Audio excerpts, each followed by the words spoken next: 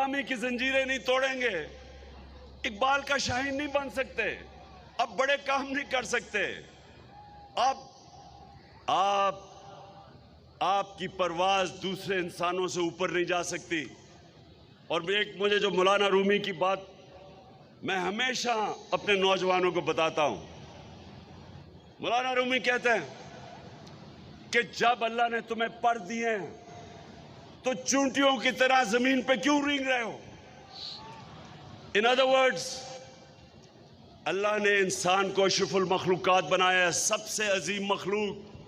फरिश्तों को कहा इंसान के सामने झुको, और जब वो नहीं झुका शैतान, तो अल्लाह ने शैतान को कहा कि तुम्हें भी नहीं पता कि मैंने कितनी सलाहियत दी है इंसान में।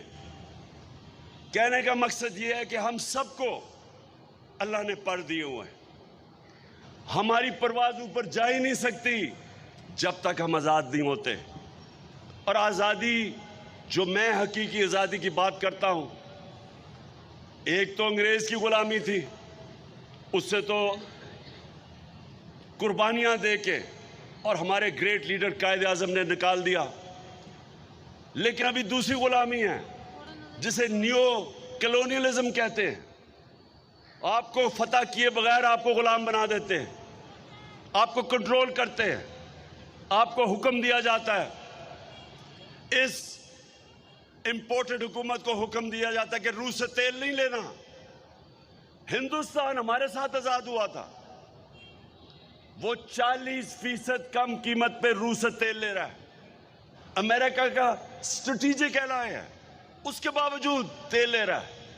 ये अगर इन लोगों को हम अपने ऊपर तस्लीम कर लेते हैं, मैं आपको यकीन दिलाता हूं कि जो मुल्क अपनी आज़ादी राय हक पे खड़ा नहीं होता, नाइंसाफी का मुकाबला नहीं करता, तो अल्लाह कुरान में कहता है कि मेरी ज़मीन पे निकल के देखो कितनी कौमें मैंने तबाह की जो मेरे हुक्म पे नहीं चली।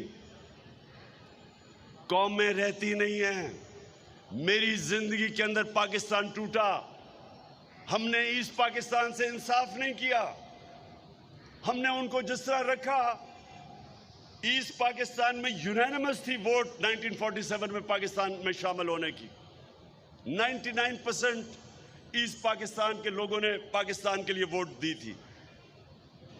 हमने उनसे इंसाफ नहीं किया, वो हमारे से मुल्क, मेरी जिंदगी में मुल्क टूटा।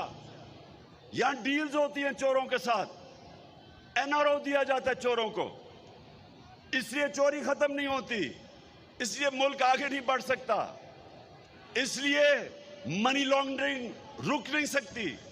मैं आज सारी कौम को पूछता हूं, क्या हमने ये तमाशा भेड़ बकरियों की तरह देखना है या इंसान बन के राय हक पे खड़ा होना है, जुल्म के खिलाफ, नाइंसाफी के खिलाफ।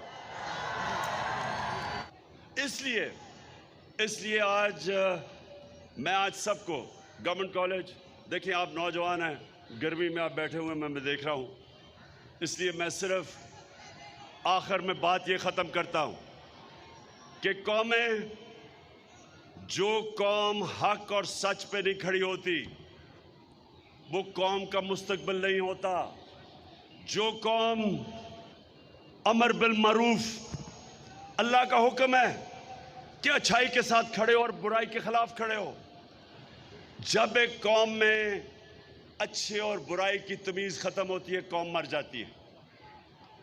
ये मैं नौजवानों को इसलिए कह रहा हूं कि जितनी भी बड़ी मूवमेंट्स हैं, जब भी इनकलाबी मूवमेंट्स दुनिया में शुरू होती हैं, जिस तरह तहरीक पाकिस्तान थी, उसमें नौजवानों ने लीड की थी, यूथ ने लीड की थी, आप जैसे नौजवानों ने लीड की थी।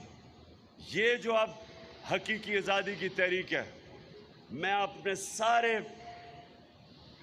यूनिवर्सिटी स्टूडेंट्स, नौजवान, तालिब इल्म, मैं चाहता हूं आप सब इसमें शामिल हो, अपनी फ्यूचर के लिए, अपने मुस्तकबिल के लिए। मैं जब यूनिवर्सिटी में इंग्लैंड में था, सारी यूनिवर्सिटी पॉलिटिसाइज थी। जो भी कुछ होता था यूनिवर्सिटी के अंदर प्रोटेस्ट होता था।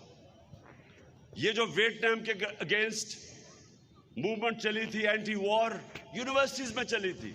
अमेरिका में सिविल राइट्स मूवमेंट चली थी, यूनिवर्सिटीज में चली थी। यूनिवर्सिटीज फोर फ्रंट होते हैं राय हक पे खड़े होने के लिए, इंसाफ के लिए, हकूक के लिए। आज आप सब तैयारी कर लें। मैंने इनके खिलाफ, इन चोरों के खिलाफ मैंने अब जिहाद डिक्लेयर किया है। जब तक मैं जिंदा हूं मैं इनका मुकाबला करूंगा और इंशाल्लाह आपको जीत के दिखाऊंगा। पाकिस्तान जिंदाबाद।